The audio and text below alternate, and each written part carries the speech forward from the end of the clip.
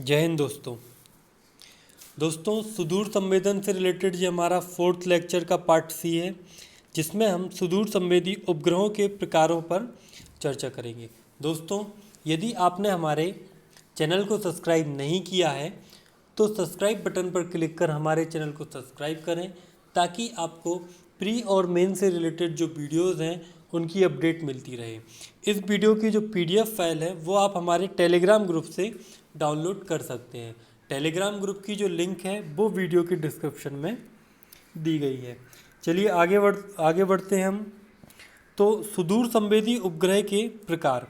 तो जो सुदूर संवेदी उपग्रह के जो प्रकार हैं तो वो क्या है?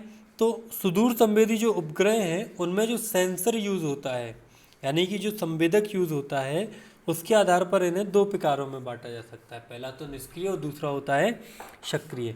निष्क्रिय और सक्रिय इन दोनों के बारे में मैं आपको पहले ही बता चुका हूँ। ठीक है, तो हम देखते हैं निष्क्रिय सुदूर संवेदी उपग्रह। तो पहला जो है वो है कार्टोसैट। इसको आई इन द स्काई के नाम से भी जाना जाता है, क्योंकि ये अंतरिक्ष में रहकर क्या करता है? निगरानी करता है। ठीक है, यह क्या है? एक निष्क्रिय सुदूर संवेदी उपग्रह है। यह पूर्णतः स्वदेशी तकनीक पर आधारित उपग्रह है। यह उपग्रहों की एक श्रृंखला है जिसके अभी तक कुल 7 उपग्रह प्रक्षेपित किए जा चुके हैं। ठीक है, और इसका जो मुख्य उपयोग है वो मानचित्रण एवं नागरिक उपयोग में किया जाता है। इसमें ग्रामीण एवं शहरी क्षेत्रों में अवसंरचना का विकास, सड़क निर्माण आदि में भी इसका उपयोग किया जाता है। इसके बाद रिसोर्स सेट जो है, यह एक निष्क्रिय सुदूर संवेदी उपग्रह है। इसका उपयोग कृषि, जल, भूमि संसाधन, आपदा प्रबंधन से संबंधित क्षेत्रों में आंकड़ों को प्रदर्शित करने के लिए किया जाता है। अब जो रिसोर्स सेट है, इसमें LISS तकनीक पर आधारित कैमरे का उपयोग होता है। ठीक है, LISS का फुल फॉर्म है लीनियर इमेजिंग सेंसिंग सैटेलाइट।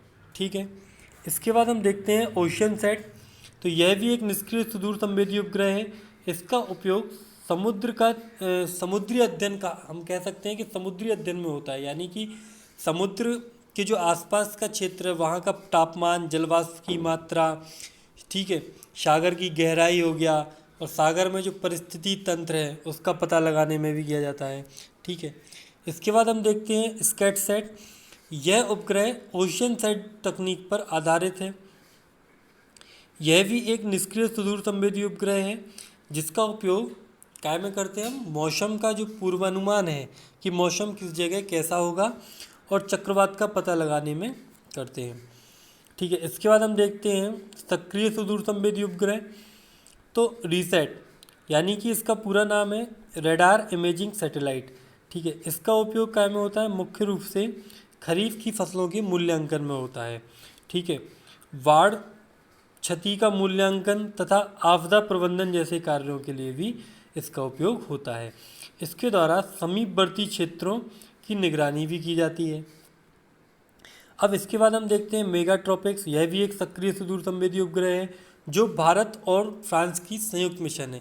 यानी जो मेगाट्रॉपिक्स है वो किन दो देशों के सहयोग से बन रहा है? भारत और फ्रांस के सहयोग से बन रहा है। ठीक है, अब जो मेगाट्रॉपिक्स है इसका जो प्रक्षेपण है वो 12 अक्टूबर 2011 में किया गया था PSLV 318 द्वारा। ठीक है, इसमें प्रमुख जो नीतिवार हैं उसमें MADRAS का उपयोग किया जाता है। MADRAS क्या करता है? यह सूक्ष्म तरंगों का विश्लेषण करता है। ठीक है, इसके बाद इसमें परिज्ञापक साइफर का उपयोग होता है। यह आर्द्रता से संबंधित है। क्रमवीक्षक, ठीक है, यह रेडिएशन से संबंधित है। ठीक है, और जो रेडियो अवगुहन संवेदक है यह भी कैसे है? क्या कहलाते हैं? आर्द्रता से संबंधित है। ठीक है, अब इसका उपयोग देख लेते हैं। तो उष्णकटिबंधीय क्षेत्र में जल चक्र तथा ऊर्जा का जो विनिमय होता है उसका अध्ययन करने में इसका उपयोग होता है। इसके बाद हम देखते हैं शरल। ठीक है, SARAL satellite with Argos and Ertiga. ठीक है। तो यह भारत व फ्रांस का एक संयुक्त सक्रिय उपग्रह है, मतलब कि इसका निर्माण भारत और फ्रांस द्वारा संयुक्त रूप से किया गया है। इसके दो प्रमुख नीतिवार हैं, पहला होता है आर्गोस, दूसरा होता है अल्टिका। अच्छा, अब अल्टिका क्या करता है? इसकी सहायता से समुद्री तल की ऊंचाई मापी जाती है।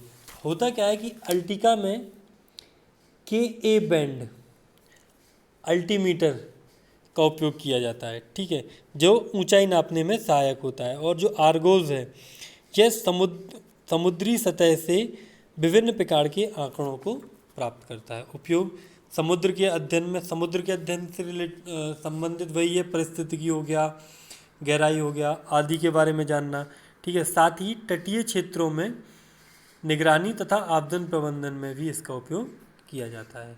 इसके बाद एक अगला है जुगनू। तो यह भारत की पहली नैनो सैटेलाइट है। इसका निर्माण आईआईटी कानपुर द्वारा 2004 में किया गया था, ठीक है। इसका जो उद्देश्य है वो भारत में सूखा एवं बाढ़ प्रभावित क्षेत्रों का पता लगाना है, ठीक है। इसके बाद आईएमएस क्या है? यह इंडियन मिनी सैटेलाइट है, भारत का पहला मिनी उपग्रह है, ठीक है। भूमि की उर्वरकता की जांच करने में, ठीक है, फसल का सही मानचित्रण प्रस्तुत करना, तटीय संरक्षण उपलब्ध कराना आदि क्षेत्रों में इसका क्या किया जाता है? उपयोग किया जाता है। इसके बाद आदित्य वन, यह क्या है? यह सूर्य के अवलोकन से संबंधित आंकड़े व चित्र प्राप्त करता है, ठीक है। इसका जो नीतिवार है उसमें एक कैमरा लगा हुआ है जो क्रोनोग्राफ से संबंधित है, ठीक है, क्रोनोग्राफ के साथ संलग्न है, मतलब जुड़ा हुआ है, ठीक है। तो दोस्तों ये थे हमारे उपग्रह।